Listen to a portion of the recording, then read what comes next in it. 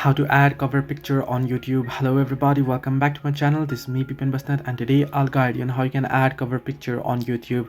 Now the process itself is quite simple and quite easy, so let me guide you through. First things first, you want to open up your YouTube application and make sure you're logged into your account that you wish to change the cover picture of. Once here, you want to tap on the profile icon at the bottom right corner of your screen, and here you'll get an interface like this.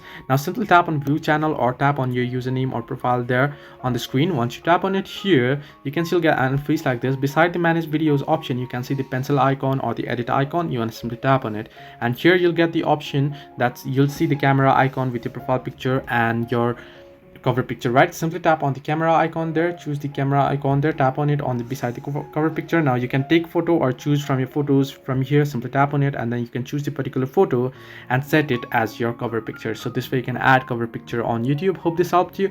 Do like and subscribe, and do not forget to leave a comment down below if you have any further issues.